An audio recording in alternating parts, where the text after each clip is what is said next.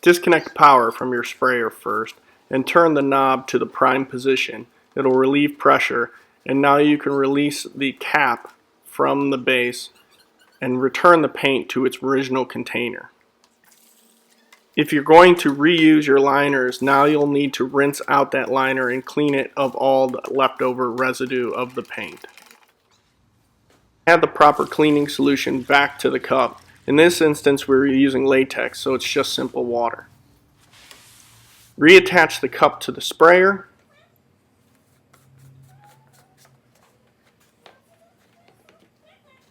And make sure that it's in prime position. And shake for 10 seconds.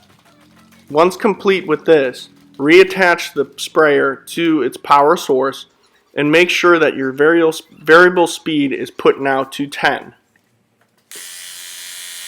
Now hold the trigger for 10 seconds. Once primed, put it back into the spray position and reverse the tip. Once the tip is reversed, spray for another 5 seconds and then remove the tip.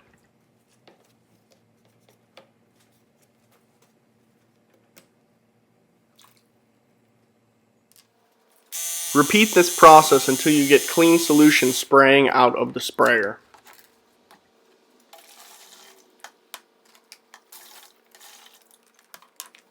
Also want to make sure that the vacuum seal is cleaned out as well. It actually will unscrew, and you can use a soft brush to clean out that material just to make sure that nothing gogs up and clogs that as well. If needed, a paper clip can be used to unclog the hole. For the cup, you can use a soft rag to make sure that you clean out all the threads.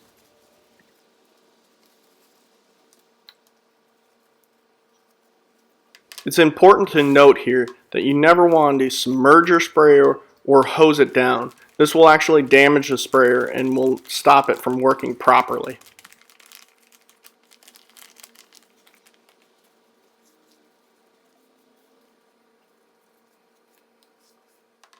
Also remove the plastic strainer and clean that as well.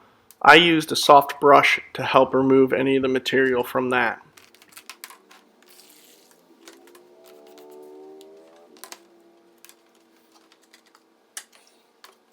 Now I'd like to take the time here to let you know, if you like this video, please hit the thumbs up and please subscribe to the channel. We do have woodworking and helpful tips for around the house, as well as specific videos for this sprayer.